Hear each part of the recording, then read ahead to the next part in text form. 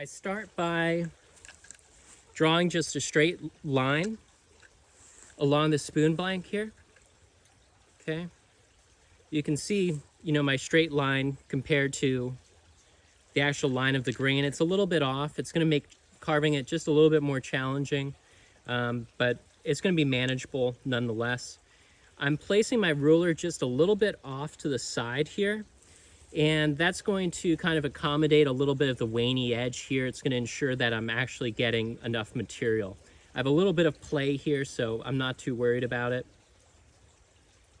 So all I'm doing now is kind of establishing a center line. So right about here I think looks good. A lot of people use a marker like I'm using right now. I oftentimes use just a ballpoint pen. I tend to press too hard with the markers and they get all smushed up. But this looks good. I draw just a line down the center. Now I'm going to draw in the bowl. This is, like I said, going to be a cooking spoon. So it's going to have a flat surface. Even out a little bit further here. And then it's going to come rounding in.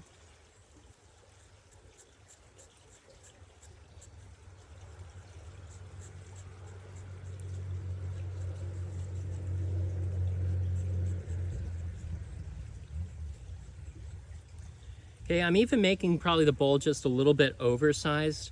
I'm going to anticipate there's going to be some damage from my axe work, and I'm going to need to correct that. So it's fine to have it just a little bit oversized. A lot of people will use a compass or some sort of template to do this. I usually just freehand it and then struggle to make it look the same. So I'm going to finish marking this out.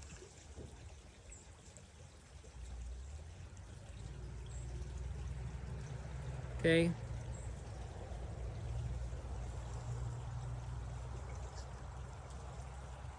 I like this clear ruler because I can see right through it and kind of, make a line that is the same on both sides here. Certainly not perfect, but that's all right. Also, it makes sense here to have kind of this fan shape. Having it kind of wide at the top and narrow at the bottom here. That way, as you're axing down, you're descending through the grain once again, and it's making it nice and predictable. Okay, so we're at this point now. We're carving the handle, finishing up the bowl. So rather than just axing all the way down through here or chopping in sideways, both of these things can result in damaging the bowl. What I'm going to do instead is I'm going to cut in here. I'm going to make a relief cut basically using a handsaw. This will allow for kind of controlled cuts down the handle so that it doesn't split out and damage the actual bowl of the spoon. Okay, so for that I have just a folding saw here. Sometimes it's handy if you have something you can actually wedge this against. Usually I have a spoon mule nearby or a seat nearby. Oftentimes I'll actually put this down on the seat and put a foot on top of it. But generally I can kind of brace it.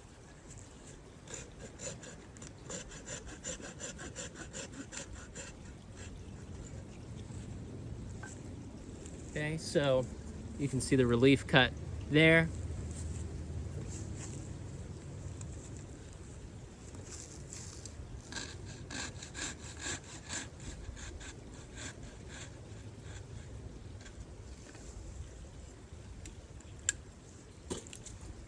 Okay, so I have the two cuts.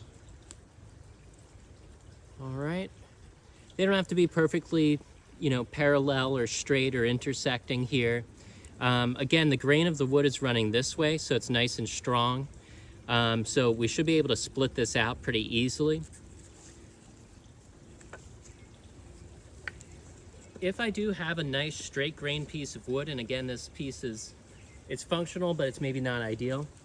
If the grain is running nice and straight, I can put my hatchet here, smack it with my mallet, and that's going to drive a split right along the grain. And this whole piece is going to just fall off to the side. Because this is not quite ideal, I'm going to chop along it. But normally what I would do, place the hatchet here and smash down with my mallet. If I did it on this side, it would split into the handle, but maybe I will do it over on this side. The other alternative, instead of actually smacking it with the mallet, is place your hatchet on here and then just use its momentum to drive down. But you can see how that grain just wants to run right out to the side there. So I am going to just chop on down. I'm trying to keep this angle relatively sharp. I don't want to go too straight down because I lose control. I'm going to split that bowl right out.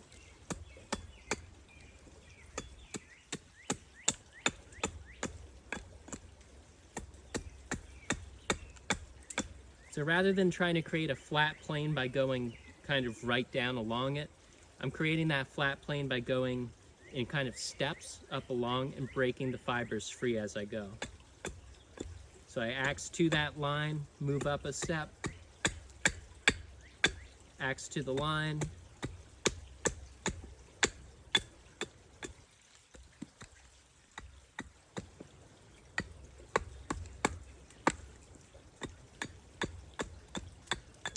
okay, so now that I've got that mostly removed, I can, with a few controlled strokes, kind of clean that up.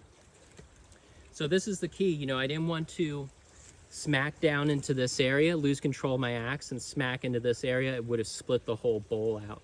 You can see too where I put that relief cut, it's not right where I'm putting the shoulder of the spoon down here. I'm leaving, you know, a ½ inch, maybe even more, so that if I do err, I'm not going to smash into the bowl and actually lose the bowl of the spoon. So now I'm going to do the opposite side. This is going to be reversed for you, so you won't see quite as well what I'm doing, but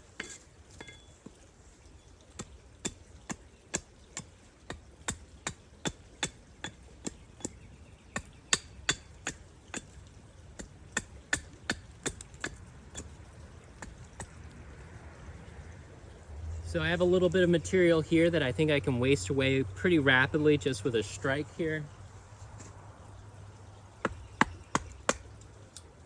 Okay, so that cleared a lot of that material out. Normally I'm not axing in this direction, but because the grain is so odd, it makes sense to actually sneak right up on that line that way. Now I have a little bit of clear space to hold.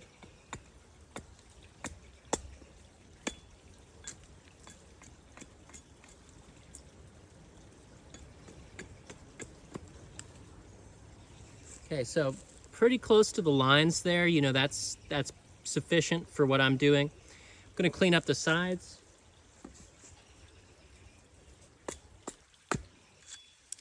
Okay, so there I'm kind of dropping and using the momentum of the axe head to break free, I should say. And the grain gets particularly squirrely around the edges here, particularly right in this corner, so I'm leaving a little bit of extra material there. Now I need to kind of reduce the shoulders a little bit, both sides here. I do that by bracing the spoon, getting that kind of shoulder set against my stump. I usually start by just kind of cutting a 45. You can see it there. I'll get a little bit tighter into the shoulder here, but I like to have even a little bit of extra material there. It makes rounding that corner a little bit easier. And sometimes there's a little bit of back and forth when you're carving that spot. So having a little bit of extra meat there I think is fine. You know, most carvers will say you want to get as much material away with your axe as possible. That makes a lot of sense. To save time and everything, and also to practice your axe skills. But this is an area I don't really want to screw with. I'm just going to leave it there. I'll just clean up this shoulder a little bit over here.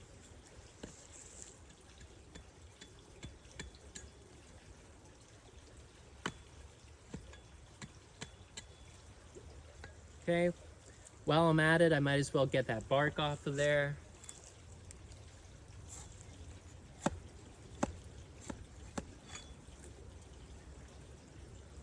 Okay, now I'm going to do The opposite side, same thing, just gonna flip it over, okay?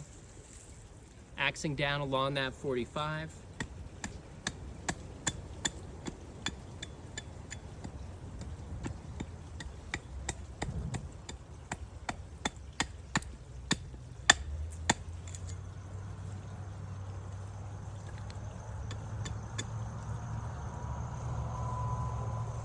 Okay.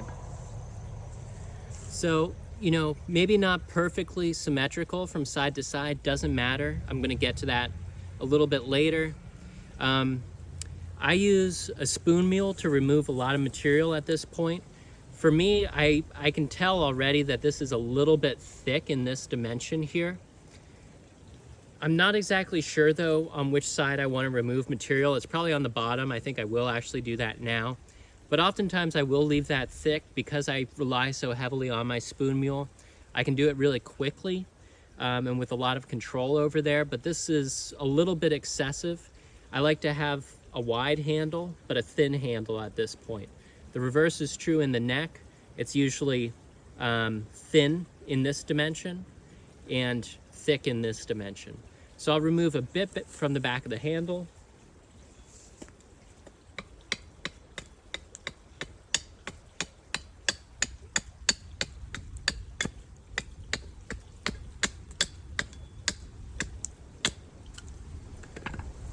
Okay, looks good, easy. One thing I'm gonna do just to kind of finish up, I've already reduced the edge here. I know it's gonna have a rounded bottom. I'll take a little bit off the other side of the bowl.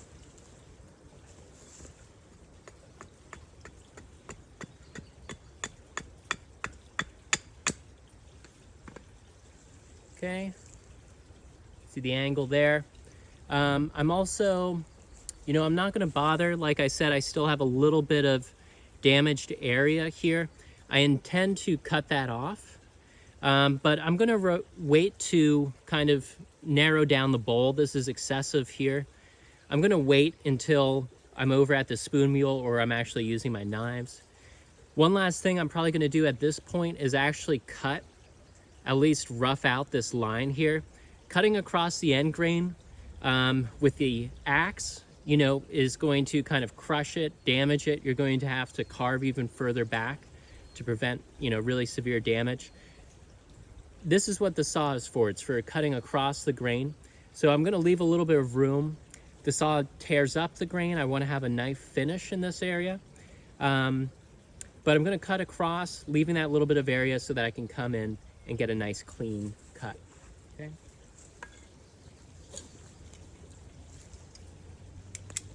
Okay, switching to my saw.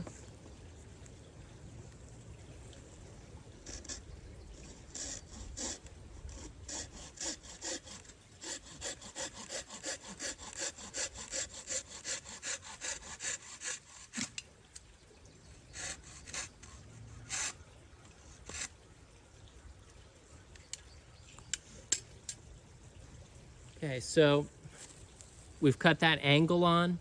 I've left it, extra room in here, but you can see I've removed basically all of that damaged area. Looks good.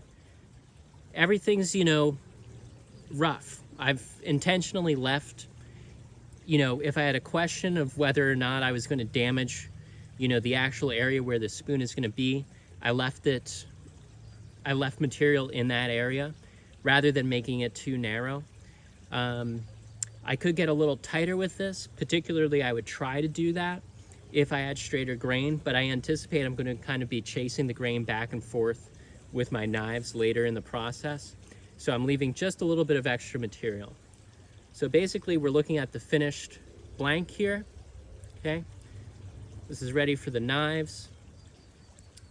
And, kind of the key here is having that crank, which is creating, predictability when we actually move into using our knives.